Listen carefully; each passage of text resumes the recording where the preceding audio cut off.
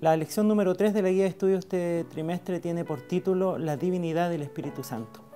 Es un tema que a todos nos interesa y del que hemos intentado descubrir e investigar mucho, aunque también debiéramos entender que la hermana White nos dice que con respecto a este tema el silencio es oro.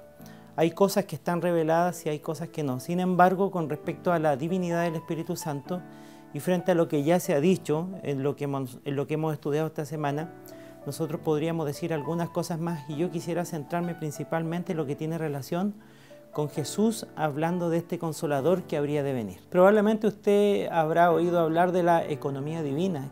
¿Qué es la economía divina? Nosotros vemos al Padre en el Antiguo Testamento prominentemente realizando su obra, luego vemos como el cumplimiento de las profecías del Antiguo Testamento, vemos a Jesús y su obra en la que está centrada el Nuevo Testamento, y vemos también luego de que Él se va a la obra del Espíritu Santo. A eso se le llama economía divina.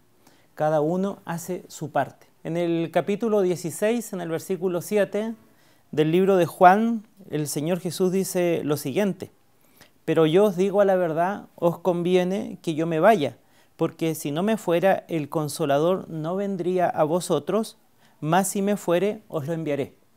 El Señor Jesús está diciéndole que hay una transacción. Él se va y alguien más viene. Y aquí hay un dato importante porque podríamos descubrir aquí o ver la divinidad del Espíritu Santo frente a esto que está diciendo Jesús. Lo primero que tenemos que ver es que el Señor Jesús está diciendo que le conviene que el Espíritu Santo venga. Si nosotros quisiéramos hacer una relación entre Jesús y el que viene, Jesús está diciendo que el que viene es mejor porque dice les conviene. Y nunca te conviene nada si pierdes. Cuando algo te conviene es porque ganas. No cambias un billete de 1000 por uno de 100. Ahora, en función de esto, Elena de White nos dice en el libro Deseado a toda la gente, el Espíritu Santo es el representante de Cristo, pero despojado de la personalidad humana e independiente de ella. Estorbado por la humanidad, Cristo no podía estar en todo lugar personalmente, por lo tanto convenía a sus discípulos que fuese el Padre y enviase al Espíritu como sucesor en la tierra. Nadie podría entonces tener ventaja por su situación o su contacto personal con Cristo. Por el Espíritu, el Salvador sería accesible a todos. En este sentido, estaría más cerca de ellos que si no hubiese ascendido a lo alto. Por lo tanto, convenía porque había una obra más amplia que el Espíritu Santo iba a poder realizar. Sin embargo, debiéramos ver un aspecto muy importante. Aquí Jesús habla del Paracletos. Paracletos es una palabra compuesta para, significa junto a, y kletos significa llamado. Por lo tanto, este Consolador tendría la labor de estar junto a.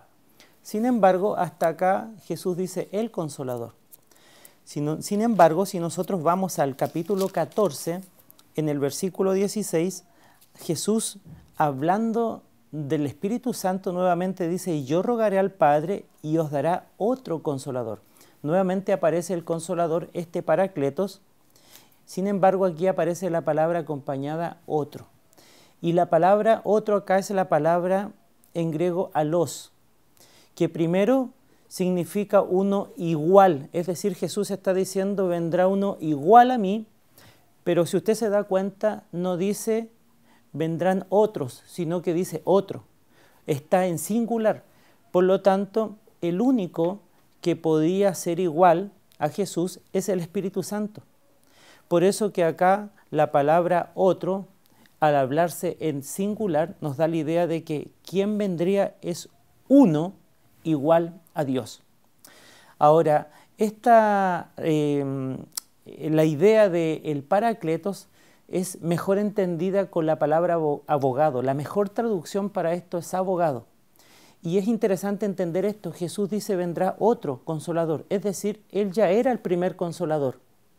Por lo tanto, Jesús era el abogado. Por eso que 1 de Juan 2:1 dice, hijito, estas cosas les escribo para que no pequen, pero si alguno peca, abogado tiene para con el Padre Jesucristo el justo. Por lo tanto, Jesús es un Paracletos también.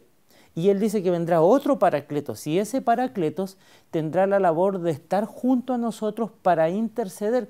Por lo tanto, el Padre, el Hijo y el Espíritu Santo son los encargados de realizar esta labor. Si ustedes me acompañan, quisiera leer algunas citas de Elena de White donde dice: el pecado podía ser resistido y vencido únicamente por la poderosa intervención de la tercera persona de la divinidad, que iba a venir no con energía modificada, sino en la plenitud del poder divino. Y esto porque es Dios, porque podía venir como Dios. Y dice: el Espíritu Santo es el que convence de pecado. Seguramente usted ya habrá más de alguna vez oído a predicar o usted mismo leyó alguno de los versículos que hablan del Padre, el Hijo y el Espíritu Santo. Por ejemplo, en la ocasión del momento del bautismo, ¿sí? Allí Jesús se bautiza, el Espíritu Santo viene y el Padre habla. Segunda de Corintios 13:14 nos dice: la gracia de Jesucristo, el amor de Dios y la comunión del Espíritu Santo. En el libro de Juan dice: 3 son los que dan testimonio en el cielo. Sin embargo, yo quisiera hablar de 2 de ellos. El primero está en el libro de Mateo, en el capítulo 28, en el versículo 19, donde Jesús está entregando la gran comisión, y Él dice: Jesús se les acerca y les habló diciendo: toda potestad me es dada en el cielo y en la tierra, por tanto, id y haced discípulos a todas las naciones, bautizándolas en el nombre del Padre, y del Hijo, y del Espíritu Santo. Seguramente usted ha escuchado de que este versículo no está en los manuscritos más antiguos. Pues bien, yo le digo que, para sorpresa, ojalá una buena sorpresa, le digo de que en los manuscritos más antiguos este versículo sí aparece. No es verdad que este versículo no existía, este versículo sí aparece. Por lo tanto, usted tenga la seguridad que en los manuscritos más antiguos aparece esto. Ahora, esto en el comienzo del ministerio. Y finalmente nosotros vemos en el capítulo 1, en el versículo 4 y 5 del libro de Apocalipsis, Juan, cuando va a hablar a las iglesias, él dice: gracia y paz a vosotros del que es, el que era y el que ha de venir, y de los 7 espíritus que están delante de su trono, y de Jesucristo el testigo fiel. Aquí entonces tenemos al Padre, al Hijo y al Espíritu Santo. Los 3 son uno.